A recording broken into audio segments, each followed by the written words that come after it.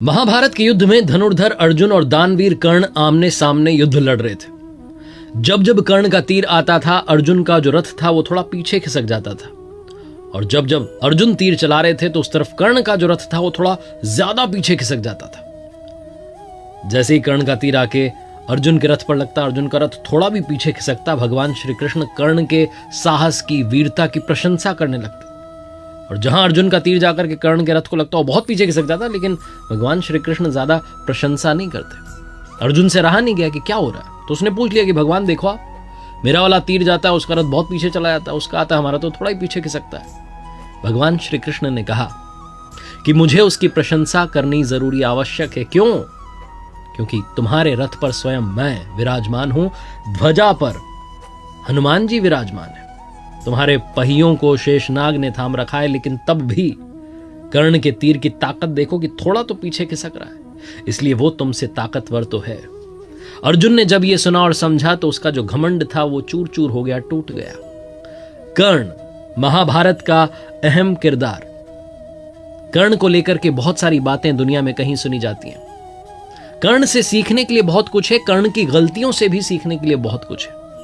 स्वागत है आपका लर्निंग सीरीज सीखोगे नहीं तो जीतोगे कैसे में। मेरा नाम है आरजे कार्तिक और शुरुआत में कहना चाहता हूं कि कवच कुंडल जिसने इंद्र को दान दिया था, मित्रता के खातिर सर्वस्व अपना बलिदान किया था, धर्म मार्ग पर चलना जिसका स्वाभिमान था, आपने सही पहचाना, वो कर्ण वाकई में महान था। 5 लर्निंग्स फ्रॉम कर्ण। आइए शुरू करते हैं। सबसे पहले बात करता हूं मैं कर्ण के किरदार की। तो बहुत से लोग दुनिया में जिन्होंने महाभारत को पढ़ा समझा है, वो कहते हैं कि कर्ण से क्या सीखें। कर्ण तो महाभारत को रुकवा सकता था, कर्ण ने ये नहीं किया। कर्ण की गलतियों से भी सीखा जा सकता है। सबसे पहले मैं यही कहूंगा कि कर्ण की गलतियों से सीखिए, कभी जीवन में ऐसी गलतियां मत कीजिएगा। पहली गलती जो कर्ण ने की, हस्तिनापुर में जब सारे राजकुमार शिक्षा ग्रहण करके वापस आए, कौरव पांडव, तो सारे राजकुमारों की जो कला थी उसका प्रदर्शन करवाया जा रहा था। मैदान में सब इकट्ठे थे और सब अपने टैलेंट का शोकेस कर रहे थे। तभी वहां कर्ण पहुंच जाता है और अर्जुन को चेतावनी देता है, खुली चुनौती देता है कि आ जाओ मेरे साथ में, आजमाओ, बताओ किसमें कितना दम है। अब कर्ण जो था वो उम्र के हिसाब से युधिष्ठिर से बड़ा था, भीम से बड़ा था, यहां तक कि अर्जुन से काफी बड़ा था। बहुत एज डिफरेंस था। अपने से काफी छोटे को ऐसे ललकारना ये शोभा नहीं देता, और यही पहली गलती कर्ण ने कर दी थी। दूसरी गलती जो कर्ण ने की थी वो थी भरी राजसभा में जहां चौसर का खेल खेला जा रहा था, पांडव हार चुके थे, द्रौपदी को बुलाया गया, चीर हरण किया जा रहा था। तब दुर्योधन के ही भाई विकर्ण ने कहा कि ये गलत हो रहा है भैया, इसको रोक दीजिए।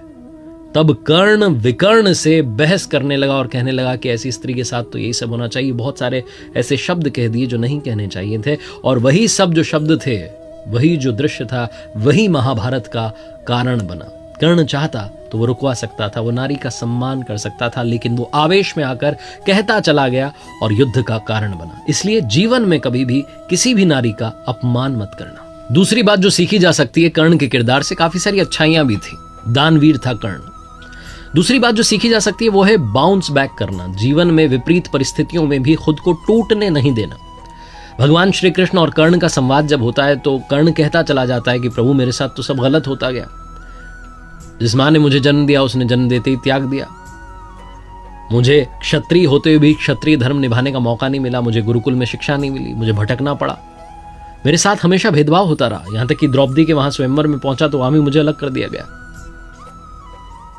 लेकिन कर्ण के जीवन से जो सीखने वाली बात है, उसने हर परिस्थिति में खुद को ढाला और उससे बाहर निकलने की सोची, बाउंस बैक करने की सोची।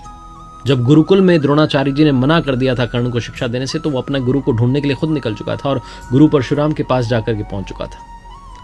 कर्ण ने खुद को तैयार किया एक योद्धा के रूप में, और जब जरूरत पड़ी तो अपने मित्र दुर्योधन का साथ देने के लिए महाभारत जैसा इतना बड़ा युद्ध भी लड़ा। तो कर्ण ये सिखाता है कि सिचुएशन चाहे जो हो, आप उससे बाहर निकल सकते हैं, आप बाउंस बैक कर सकते हैं। तीसरी बात जो कर्ण के जीवन से सीखने को मिलती है, शिक्षा का ही नहीं, शिक्षा देने वाले का भी उतना ही सम्मान कीजिए। कर्ण धनुर्विद्या सीखना चाहता था, गुरु द्रोणाचार्य जी के पास जाता है, वहां से इनको लौटा दिया जाता है, कहा जाता है कि हम तो सिर्फ क्षत्रिय को सिखाते हैं। कर्ण को कैसे भी धनुर्विद्या सीखनी होती है तो मालूम चलता है कि भगवान परशुराम जी के यहां सीखी जा सकती है, लेकिन वो सिर्फ ब्राह्मणों को सिखाते थे।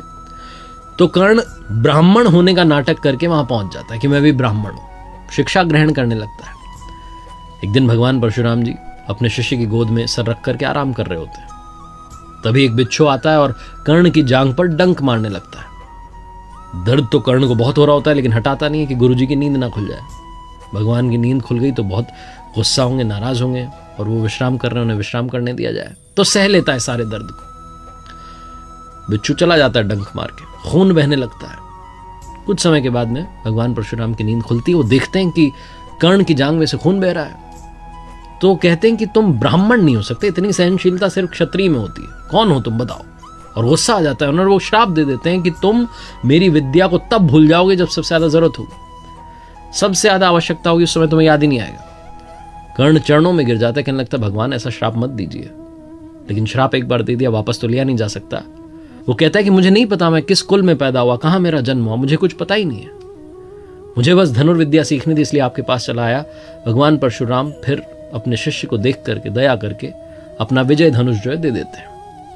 एक और श्राप है जो कर्ण की मृत्यु का कारण बनता है।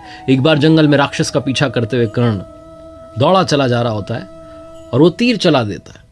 तो तीर राक्षस की जगह जाकर के गाय को लग जाता है। गाय का स्वामी ब्राह्मण होता है। जब वो ब्राह्मण देव वहां आते हैं तो कहते हैं तुमने क्या कर दिया, एक असहाय को मार दिया। तुम भी जब असहाय रहोगे तो तुम्हें कोई मार देगा। और यही होता है युद्ध भूमि में, जब अर्जुन से सामना होता है तो विद्या भूल जाता है कर्ण। उसके रथ का पहिया दलदल में फंस जाता है, अर्जुन तीर चला देते हैं और कर्ण की मृत्यु हो जाती है। लेकिन सार ये है कि जिसने शिक्षा दी उनका भी सम्मान कीजिए और जो शिक्षा मिली उसका भी सम्मान कीजिए। चौथी बात जो सीखनी चाहिए कर्ण के जीवन से, कर्ण ने ना सिर्फ मित्रता की बल्कि मित्रता को निभाया भी। आज की लाइफ में बहुत सारे फ्रेंड्स होते हैं हमारे, लेकिन बहुत सारे फ्रेंड्स में से बहुत कम फ्रेंड्स होते हैं जो हमारी फ्रेंडशिप को निभाते हैं। कर्ण को मालूम था कि जीत इस महाभारत के युद्ध में पांडवों की होगी, क्योंकि उनके साथ में भगवान श्री कृष्ण खड़े हुए। लेकिन फिर भी कर्ण लड़ता चला गया, एक बार भी ना नहीं कहा। अपने मित्र दुर्योधन को यह भरोसा दिलाता गया कि हमारी जीत होगी, हम लड़ेंगे, हम जीतेंगे। कौरवों की पूरी सेना आंख मूंद करके कर्ण पर विश्वास करती थी। दुर्योधन ने भी मित्रता निभाई थी। जब पांडवों ने कहा कि कर्ण कोई राजा तो है नहीं, हमसे युद्ध कैसे करेगा, तो तुरंत एक राज्य का राजा दुर्योधन ने कर्ण को बना दिया था। कर्ण को जब महाभारत के युद्ध में बीच में मालूम चलता है कि उसकी जो असली मां है वो कुंती है, वो पांडवों का ही भाई है, तब वो मां कुंती को प्रणाम करके कर्ण कहता है कि मां माफ करना, लेकिन इस युद्ध में आपके 5 ही बेटे बचेंगे। युधिष्ठिर रहेंगे, नकुल रहेंगे, सहदेव रहेंगे, भीम रहेंगे, लेकिन अर्जुन और कर्ण में से सिर्फ एक बचेगा, क्योंकि युद्ध तो मां होकर के रहेगा। कर्ण को सब कुछ मालूम था, हार सामने खड़ी थी, लेकिन फिर भी कर्ण लड़ता चला गया अपनी मित्रता के वचन को निभाने के लिए। दोस्ती निभाना अगर सीखना हो तो कर्ण से सीखिए। और आखिरी 5वीं बात जो सीखनी चाहिए कर्ण के जीवन से, अगर आपने दूसरों से ज्यादा कमाया है दुनिया में, तो आपका कर्तव्य बनता है कि आप दूसरों के हित के लिए कुछ ना कुछ पैसा उसमें से लगाएं, कुछ डोनेट करें इस समाज के लिए जिसमें से आपने कमाया है। कर्ण सबसे बड़ा दानवीर था। ना सिर्फ उसने मित्रता निभाई बल्कि दानी होने का जो गुण था वो भी जीवन भर निभाया। अंतिम समय में जब अंतिम श्वास कर्ण गिन रहा था, युद्ध भूमि में घायल पड़ा हुआ था, तब भगवान श्री कृष्ण ने अर्जुन से कहा कि कर्ण को याद रखेगा जमाना, याद रखा जाएगा इसके वीरता के गुण के लिए और इसके दानवीर होने के गुण के लिए। तो अर्जुन ने कहा कि ये सबसे बड़ा दानवीर तो नहीं हो सकता। तो भगवान श्री कृष्ण ने कहा अभी बता देते हैं तुम्हें। ब्राह्मण का वेश धर करके पहुंच गए भगवान कर्ण के पास, जो युद्ध भूमि में घायल पड़ा हुआ था, और जाकर के कहने लगे कि आए तो हम आपसे मदद मांगने के लिए थे, लेकिन आप तो खुद ही अभी अपने अंतिम श्वास गिन रहे हैं। चलिए हम चलते हैं, बाद में आते हैं, अब आपसे मिलेंगे, किसी अगले जन्म में मिलना होगा तो। कर्ण ने कहा रुकिए महाराज, आप आए ब्राह्मण दे और आप खाली कैसे जा सकते हैं? माना कि मेरी मृत्यु बस होने ही वाली है, लेकिन तुरंत कर्ण ने युद्धभूमि में से पत्थर उठाया, अपना सोने का दांत तोड़ करके उनको दे दिया और कहा ये ले जाइए, मुझे क्षमा कीजिएगा, मैं आपकी ज्यादा मदद नहीं कर पाया। भगवान श्री कृष्ण बड़े प्रसन्न हुए और तुरंत अपने वास्तविक स्वरूप में आ गए और कहा कर्ण मांगो, क्या मांगना चाहते हो? मैं तुम्हारी दानवीर होने की इस क्षमता से बहुत प्रसन्न हूं, तुम इस दुनिया को कुछ न कुछ देते ही चले गए। कर्ण ने अपने अंतिम समय में भगवान श्री कृष्ण से 3 वरदान मांगे थे। सबसे पहला कर्ण ने कहा कि मेरे साथ में जिस तरीके का अन्याय हुआ, आप अपने अगले जन्म में सुनिश्चित कीजिएगा कि मेरे वर्ग के लोगों के साथ में अन्याय ना हो। दूसरा कर्ण ने वरदान मांगा कि भगवान आपका अगला जन्म मेरे ही राज्य में हो। और तीसरा कर्ण ने वरदान मांगा कि मेरा अंतिम संस्कार ऐसा व्यक्ति करे जो पाप मुक्त हो। कहा जाता है कि भगवान श्री कृष्ण ने अपनी हथेली में कर्ण का अंतिम संस्कार किया था। आखिरी में बस ये कहना चाहता हूं कि जीवन में 2 मित्र हमेशा बनाना। पहले भगवान श्री कृष्ण जैसे जो ना लड़ें फिर भी आपकी जीत पक्की कर दें, और दूसरे कर्ण जैसे जिन्हें मालूम हो कि हार सामने खड़ी है लेकिन फिर भी आपका साथ ना छोड़ें। देखते रहिए मेरे साथ हर सोमवार सुबह 9:30 बजे मोटिवेशनल कहानी और हर शुक्रवार सुबह 9:30 बजे लर्निंग सीरीज का एक नया वीडियो।